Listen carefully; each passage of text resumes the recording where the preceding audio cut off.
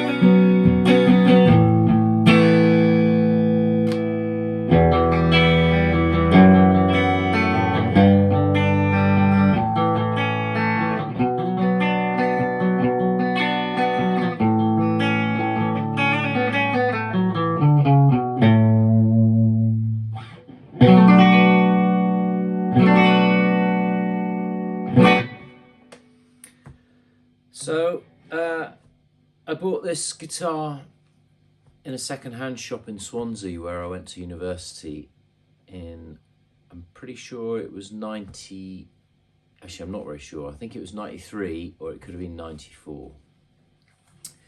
£250, that's a bargain.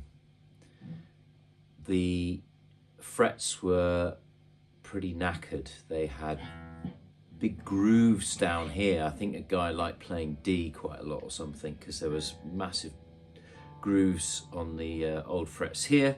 So I got it refretted by a local guy in Swansea who did a really nice job. He did use medium frets rather than jumbo frets, and I used to regret that. I don't know, it plays really well, so I guess it doesn't really matter, but I quite like bigger the feel of bigger frets on guitars these days. It's funny, I haven't played this in ages. I'm not really a single coil guy by tradition. I used to play, this was one of my first guitars, and I played it a lot for ages, and then I got into sort of Les Paul type things, and I haven't really gone back to single coils as much. I've used them recording a lot as a sort of a counterbalance to the humbucking sounds, but it's not what I would gig with. And it's been interesting playing it today, just now, getting the feel of it again, because it does feel very different to a humbucking guitar. And I had a boost going for a while thinking, oh, I need to sort of compensate. But actually, I'm kind of getting into it now. That first bit of music that I played, I was just going through the pickups a bit, and I started off with the two back pickups here on the fourth position, because you know you've got 5 positions in the Strat. And then I went to the front 2, and I never really thought they were a very useful sound. I know they're really iconic, but I've never really used them myself. I mean, obviously Dave Gilmour and loads of Strat players have used those particular sounds a hell of a lot, but it's not one that I've really adored over the years for my own playing. But it was interesting just hearing it there. I was getting into it again. Maybe it's a guitar that I'm going to start playing a lot more. So I bought this guitar in the second-hand shop, got it refretted. The other thing I got the guy to do, and this is probably quite sacrilegious now, was I had a bare knuckle pickup that was, I thought was hand wound or handmade. In the early 90s, maybe they were. I don't really know that much about bare knuckle in terms of how they were making pickups back then. I know it would have been a much smaller company than it is now. So it does sound really great in this guitar, but I wonder if I've made a bit of a boo-boo because this is apparently is very rare. On the back of it, we've got the, oh, it's a bit noisy, that thing, ESP little logo there, and then the number 01199, which is nice and low. It's also a lawsuit era headstock, which ESP sort of ironed out by the time they were importing these things into America in 1986. So I think this is an 83. I think it's really early. There it goes. The number doesn't correspond on the headstock with the one on the body. This one says it's 4280 on the neck. So maybe they were numbering the necks and the bodies slightly differently, although this is a metal plate on the body. Who knows what's written on the inside of this thing. But apart from me messing about with this the front pickup here, the rest of it is exactly as I got it originally. Obviously it's got the new frets, but apart from that, all the original very Fendery tuners on there as well. Look,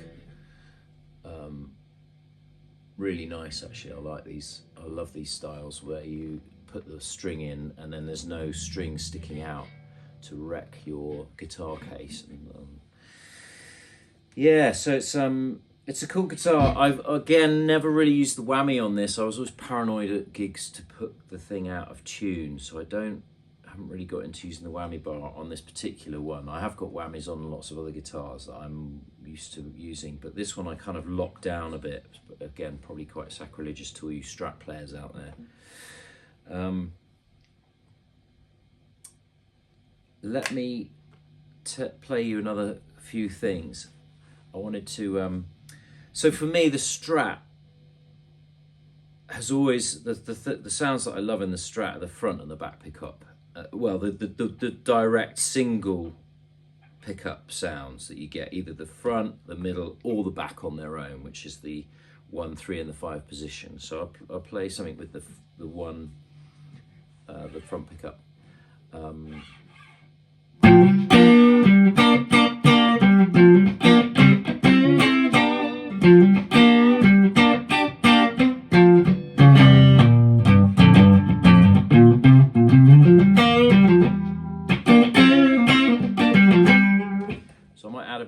Drive to this. Actually, I'm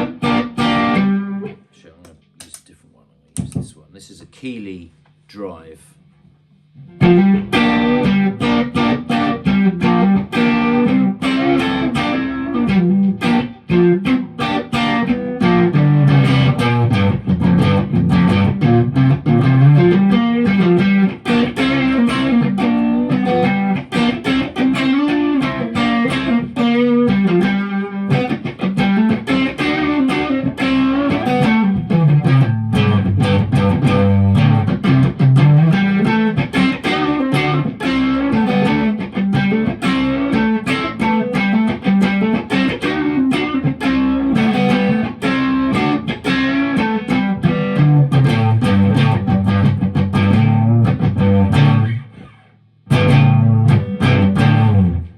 That is what the single coil, the Strat's all about for me. Real fat, funky, yeah, brilliant. Okay, let's hear what the middle pickup sounds like. That's the middle pickup. That's the front pickup. I don't know if you hear much difference through the phone, but it's quite a big difference here.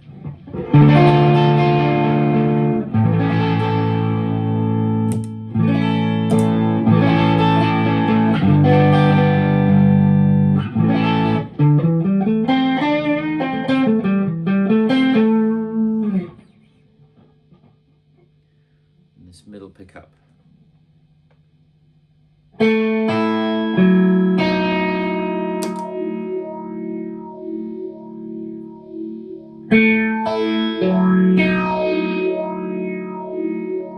It's got that classic sound to it.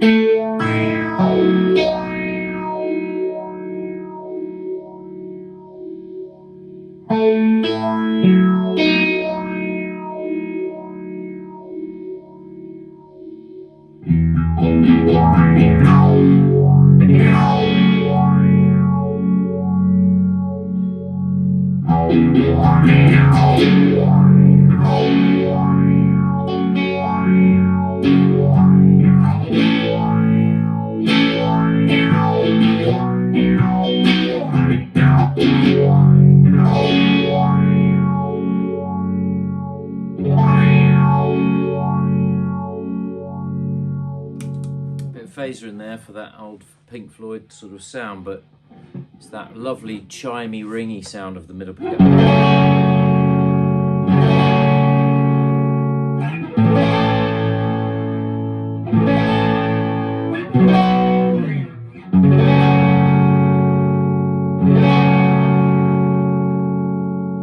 Yeah, I love it.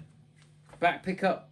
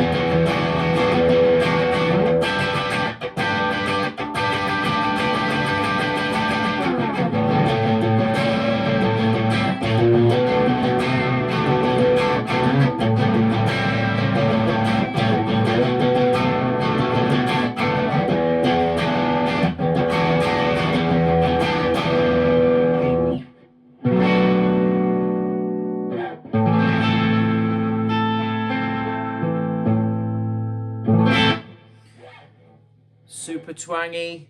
It's that single coil classic sound. Yeah, what a fab guitar. It's very lightweight, really easy to play in terms of the feel of it. And I was doing some solo stuff on it before Christmas, and it's very easy to get around up the top of the neck. Obviously it's a rosewood fretboard, and yeah, I might just bung a bit more drive and a bit of delay and have a little twiddle on that. Let's see, let's put that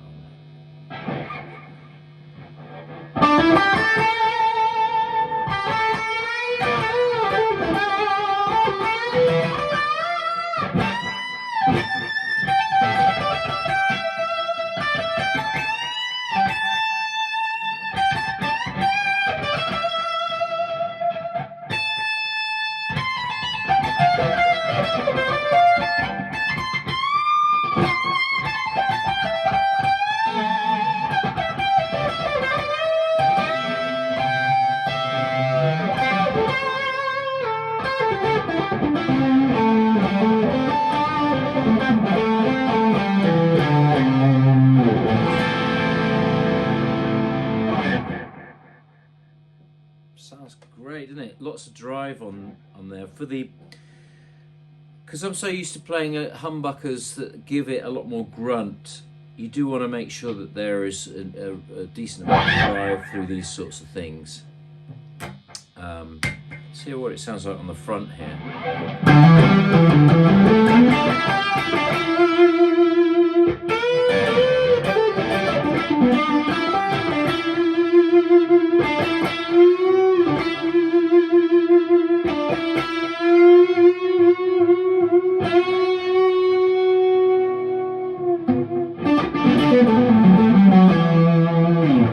Bending that note, I was looking at the pedal board and thinking, oh, I haven't got my compressor on, so let me stick that on. Makes it a lot more noisy. Woo, okay.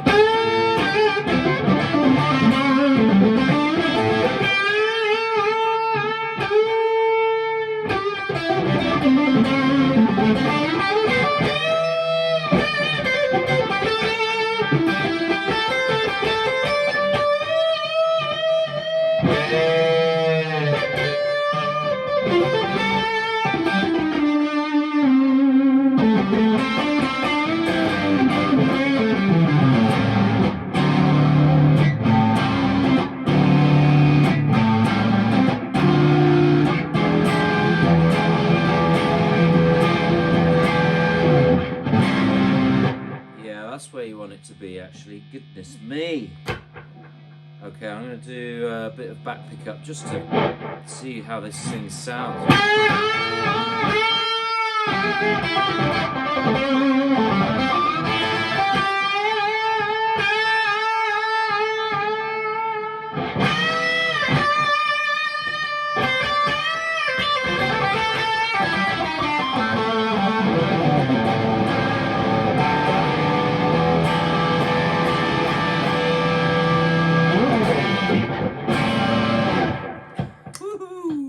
That's a lot of... Oh my god, I'm making lots of noise. Stop it. Needs sorting out that bit. I wouldn't be gigging this guitar with this going on, but my goodness, that's a lot of fun. Stop it! I'm going to take that out for a minute. I know what I can do. I can turn it off there.